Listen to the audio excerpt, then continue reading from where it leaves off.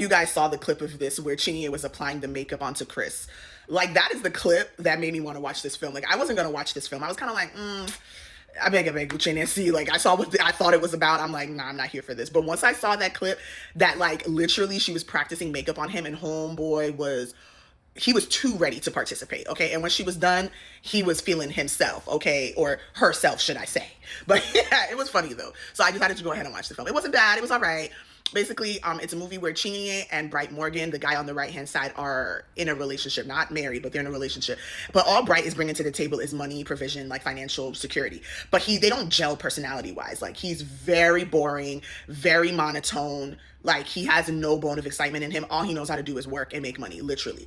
Yes, he loves Chinenye, even though I don't think he understands her love language or even a love language, because I don't even see how he ever shows her that he loves and cares for her other than just financially providing for her. So she's so bored in the house. You know, he doesn't play with her. He doesn't do anything. She's there in the big house by herself. So she takes a walk one day and she ends up meeting Chris, who's the guy on the left-hand side in the red. And he's like an upcoming artist, but like personality-wise, they vibe 100%. Like, they are literally the same. And they basically instantly and very quickly become like best friends, right? They're always talking on the phone, always hanging out together, like everything. He supports her 100, she supports him 100. It's actually like really, really beautiful to see. When I talk about showing organic relationships and building of the relationship, this movie actually does amazingly well at that, because when they got to the end of where they got to, I completely understood how they got there, because I completely saw the transition from the very beginning of when they met all the way to the end, right? So everything felt natural and organic and true. Nothing felt forced.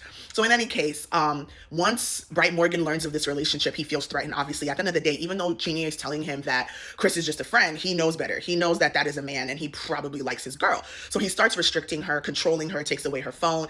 It's obviously making her upset, but it's also like showing her like, yo, this is how you are? Like, So she has to make a decision at the end of the day. Like, who does she value more? Does she value her financial security and relationship with Bright Morgan more? Or does she value, the personality and the friendship that she has with Chris, what it does for her spirit? What does she value more? Peace and, being happy, or money, essentially? So watch and find out what she picks. But yes, I actually really liked this film. Like I said, for that, I loved how they showed the relationship blossom between her and Chris so organically. It was actually really, really beautiful to watch. And that's where I think this movie shined. Other than that, it's just kind of a movie of picking between rich and poor in a way, right? But I like that it wasn't a typical rich and poor. It's more so like your happiness, your peace, versus just money. Because Bright wasn't a bad person. He was just not her type, But yeah, I'd probably give this movie like a 6 out of 10, like a 6, maybe even a 7. I'd probably give this movie like a 6 to 7 out of 10. It wasn't bad at all. It wasn't like a super favorite of mine, but it was decent. It was okay.